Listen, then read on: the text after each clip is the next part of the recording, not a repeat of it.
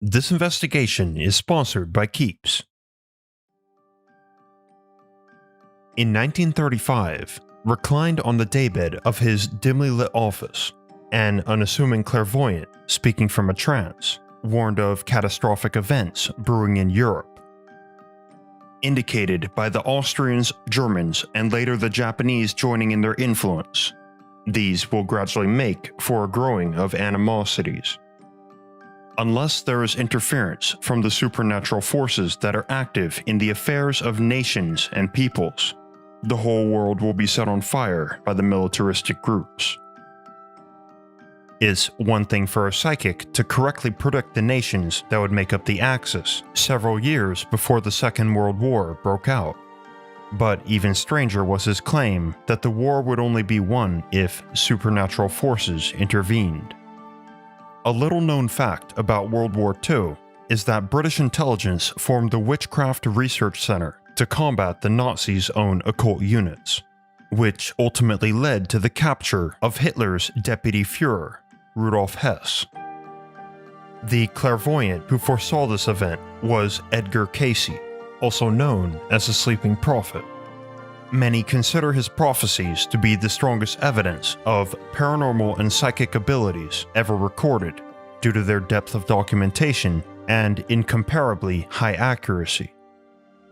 Some of his prophecies, which later proved to be true, include the use of blood in diagnosing diseases, the La Niña and El Niño climate patterns, as well as the most devastating stock market crash in American history, which occurred in 1929. With date and details exactly as Cayce predicted on two separate occasions. The Sleeping Prophet also made claims about history's most enduring mystery, the lost city of Atlantis, which surprisingly hold water. This is because in these claims, he made a prediction which turned out to be fact. He stated that a hidden tunnel system, forgotten for over 2,000 years, would eventually be discovered beneath the front left paw of the Great Sphinx of Giza. Indeed, in 1987, a Japanese expedition performed electromagnetic sound surveys of the Sphinx, and they detected tunnels underneath that exact location, just as Cayce described, which remain completely unexcavated to this day. I'm Mr. Mythos, and I'd like to introduce you to Edgar Cayce, the Sleeping Prophet of Atlantis.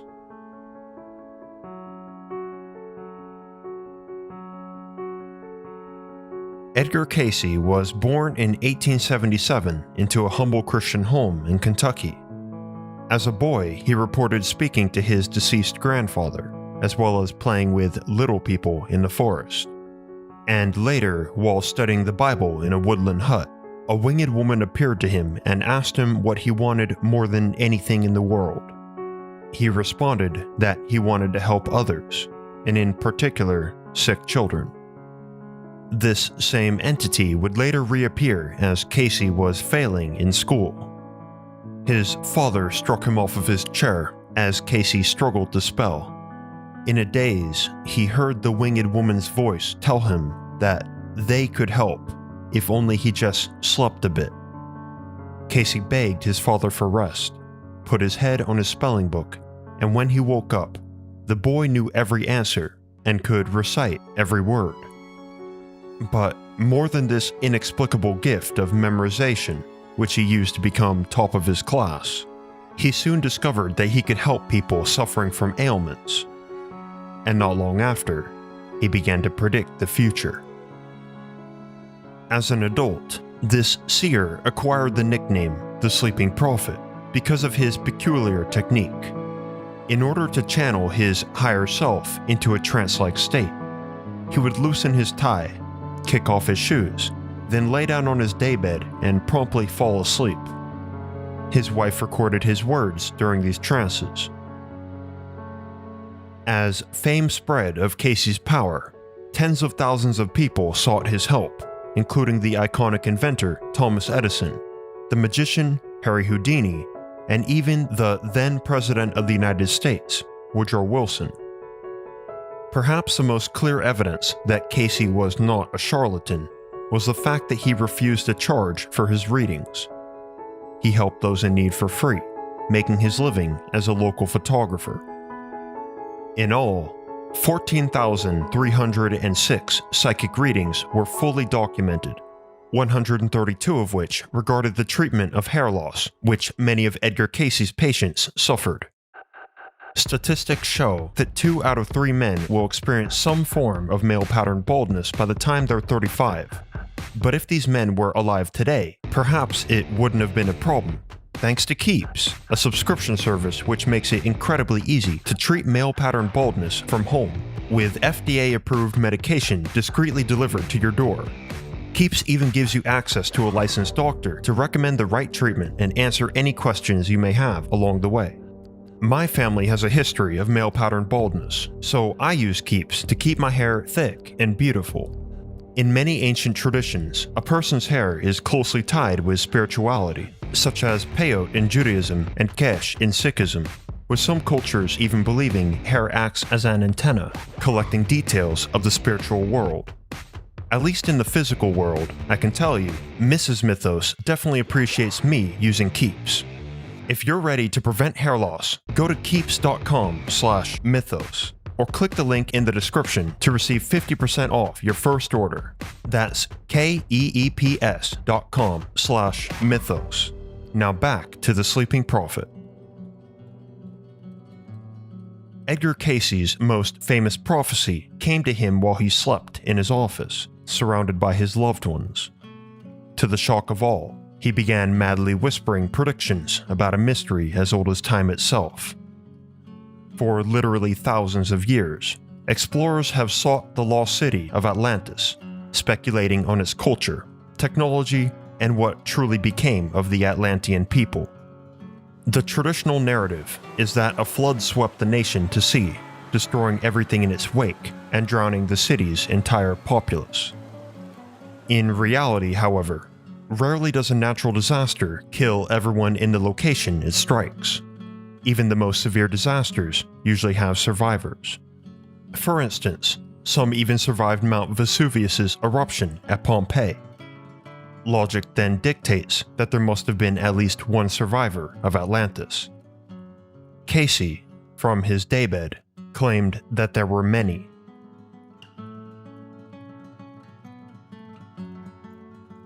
Many ancient writers were not shy to express their belief that Atlantis was once a real place, such as Crantor, a student in the Greek philosopher Plato's academy, with Plato's writings being the earliest known record of Atlantis.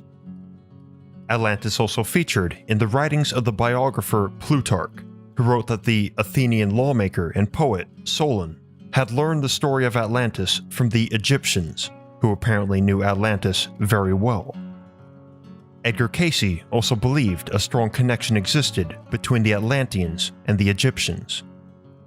In his most famous reading, Cayce claimed that Atlantis was destroyed in a final catastrophic event around 10,000 BC, and that through superior technology, the Atlanteans learned of their city's imminent destruction and hid their secrets in a grand library located underneath the Sphinx. Cayce provided many details of Atlantis in its prime, too, describing it not as a Bronze Age civilization, but instead a technologically and scientifically advanced society, complete with submarines, electromagnetic aircraft, elevators, air balloons, a broadcasting system, and electricity powered by giant crystals. Cayce termed Atlantean civilization the Golden Age. Perhaps most strangely, he claimed that those who lived in Atlantis, while human, were able to live extremely long lives, some for as long as 10,000 years, through a sophisticated Atlantean rejuvenation process used to restore one's youth over and over. This required the use of a specific crystal, the Tuaui stone, which Cayce described as a six-sided cylindrical quartz, which used a type of ultraviolet light to power it. Interestingly, this sounds similar to the workings of a modern-day laser beam. So, what actually became of Atlantis? To begin, we should take a look at the more pragmatic possibilities. An interesting fact of history is that the ancient Greeks documented a vast number of so-called ghost islands. These islands varied in characteristics. Some were hot, some were cold, some rich with fauna, while others were utterly deserted. Only one theme remains common among them. All of these places seem to have disappeared. At this point, we must seriously ask ourselves, why would the ancient Greeks falsely record so many islands? The only sensible conclusion is that these islands indeed existed, but were ultimately destroyed by natural disasters.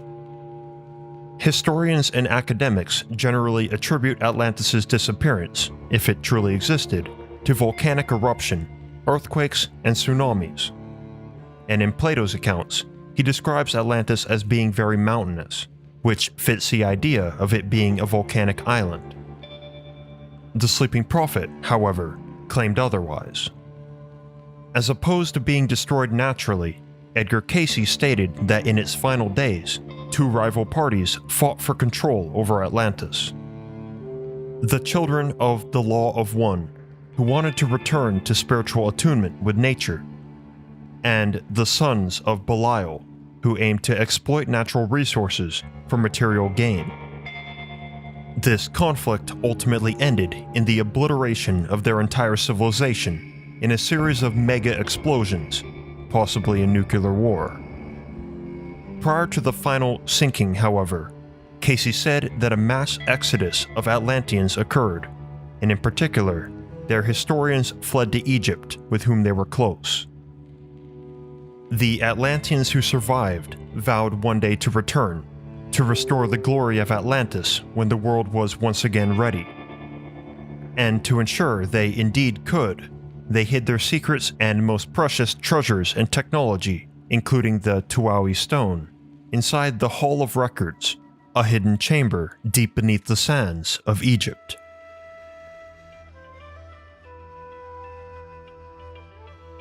The Sleeping Prophet, from his shadowy office, predicted that underneath the Great Sphinx of Giza, there existed a vast network of underground tunnels connected to a huge library, the Hall of Records. Cayce pinpointed the library's exact location, claiming that it was hidden underneath the paws of the Sphinx. And stored inside of it was Atlantean knowledge of astronomy, magic, medicine, alchemy, mathematics, and religion.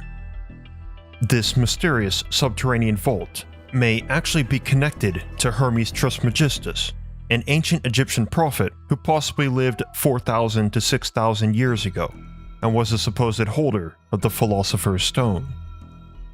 Trismegistus was the author of the Emerald Tablet, a legendary artifact which many believe to hold the secrets of alchemy and life itself.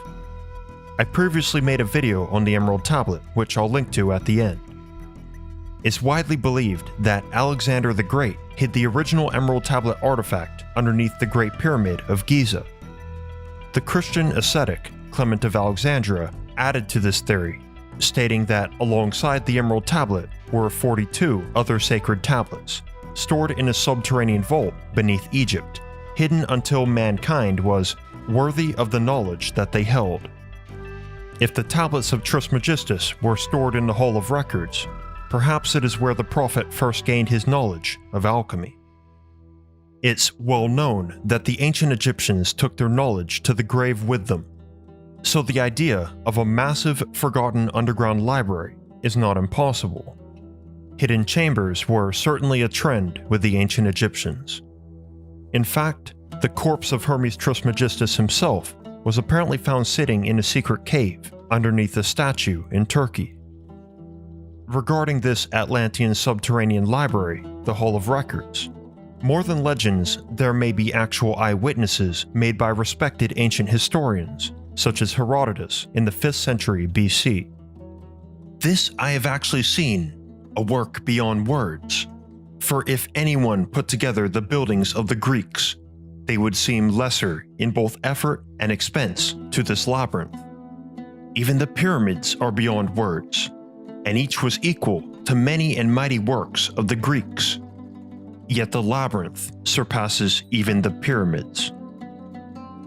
What's truly shocking about this account is that Herodotus regarded the labyrinth as more marvelous than the pyramids, which is quite the statement, considering the Great Pyramids of Giza were one of the 7 wonders of the ancient world. In the 4th century AD, the Arab philosopher Iamblichus recorded widespread Egyptian belief that there was an entrance to a hidden, revered chamber beneath the Sphinx. This entrance, obstructed in our day by sands and rubbish, may still be traced between the forelegs of the crouched colossus. It was formerly guarded by a bronze gate whose secret spring could be operated only by the Magi. It was guarded by public respect, and a sort of religious fear maintained its inviolability better than armed protection would have done. As far as modern archaeology is concerned, Edgar Cayce's claim that an underground tunnel system lies beneath the front left paw of the Sphinx turned out to be absolutely true. As we learned at the beginning of this video, the electromagnetic sound surveys of the 1987 Japanese expedition detected secret tunnels beneath that exact location. These tunnels have never been explored or even excavated, and no one is sure how deep they go, how long they are, or where they lead. All further examination was blocked by the Egyptian government. All this said, Cayce's claims are worthy of at least some validity. As he lay there on his daybed, the sleeping prophet added one last detail. In the Hall of Records, there is an Atlantean flying vehicle which was used to help construct the Great Pyramid, and inside the library, tunnels leading into habitable areas of the inner Earth. If we are to believe that this grand vault held the last vestige of Atlantean technology, then it's fair to say that a custodian was needed. After all, why would this magnificent civilization, whose people could live for over 10,000 years, allow their secrets to rot away?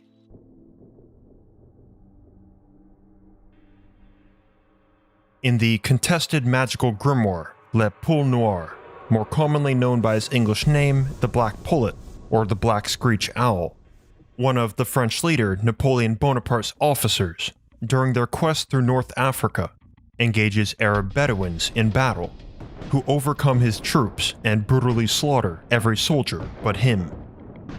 The unnamed officer writes that, after this defeat, he sat gravely wounded in the shadow of the Great Pyramids of Giza, lamenting on his certain death.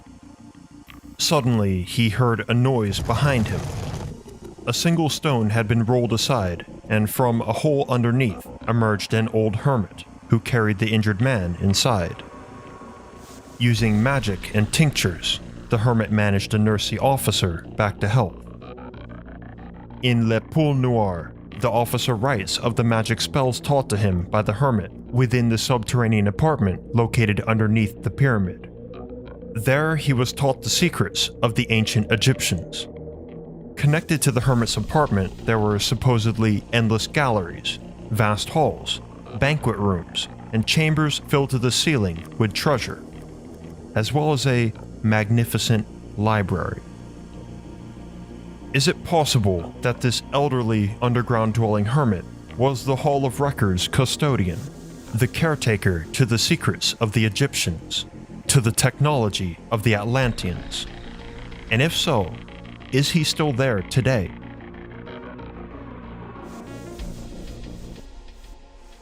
Edgar Cayce was not the only mystic to have drawn a connection between the Great Sphinx of Giza and the lost civilization of Atlantis.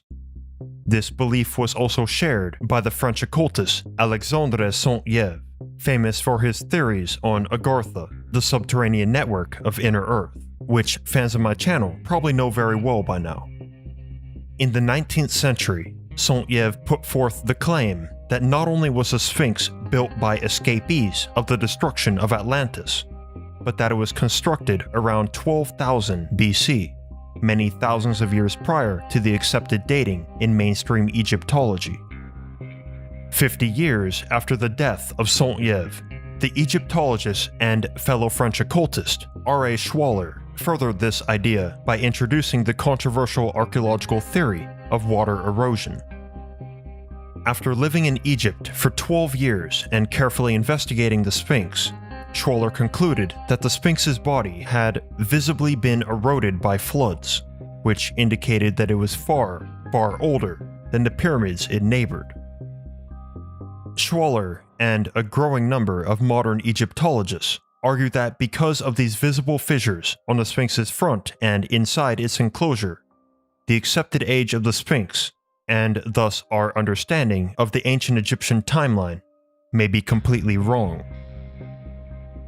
Years later, the Egyptologist John Anthony West attributed the Sphinx's erosion to the Nile floods, which occurred between 15,000 and 10,000 BC.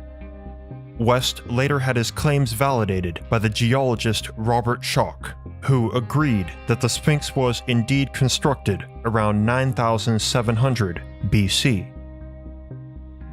Edgar Cayce never mentioned whether the Atlanteans built the Sphinx themselves or if they simply found it that way. However, when one really thinks about it, a highly advanced civilization such as the Atlanteans would surely rely on their own technology to secure their people's legacy, rather than primitive ancient Egyptian methods. Alongside this, many have claimed that it was in fact the Atlanteans who taught the dynastic Egyptians how to construct their pyramids and monoliths. If the Sphinx was constructed during or after some cataclysmic flood, which occurred approximately 12,000 years ago, then Cayce's dates match up. He believed that the Atlanteans were displaced around 10,000 BC and that they fled to Egypt. Egypt, around this time, according to the water erosion theory, was also suffering the after effects of a large deluge, or flood. However, because some parts of the Sphinx show no signs of water erosion, we can theorize that the Sphinx was not fully submerged, meaning the Atlanteans could have sought refuge inside its underground complexes and halls, which scientists have categorically proven to exist.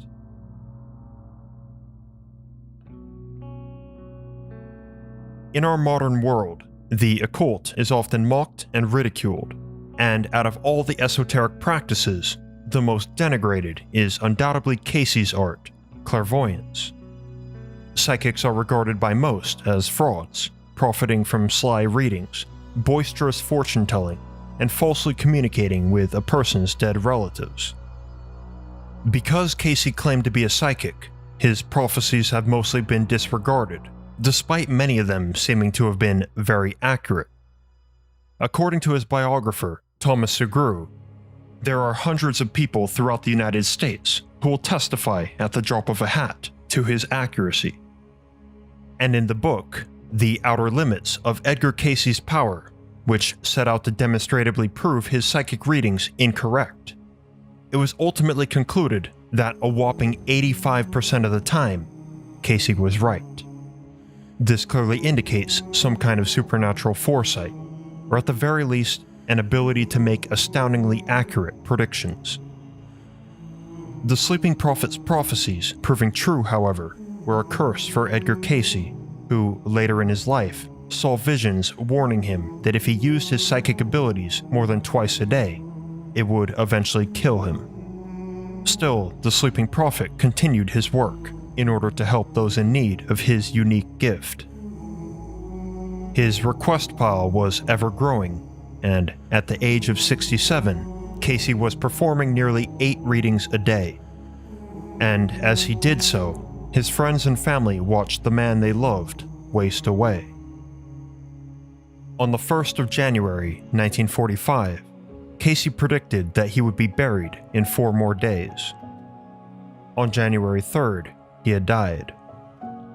The next day, the Sleeping Prophet was buried at his birthplace in Kentucky. While in the waking world, Edgar Cayce enjoyed gardening and cooking, running his photography studio and leading Sunday school at his church. He was a humble man who never profited financially from his psychic ability, and he remains one of the most convincing and prolific seers in history. So we must truly wonder, will the survivors of Atlantis one day return as Cayce predicted? Does the Hall of Records really exist beneath the Sphinx? And how did the golden age of the Atlanteans shape the ancient world, and subsequently, the world we live in today? Let me know your theories in the comments below. And if you enjoyed this video, definitely check out my investigation of the Emerald Tablet of Hermes Trismegistus, which is said to hold the secrets of alchemy and the Philosopher's Stone. I'm Mr. Mythos. I'll see you there.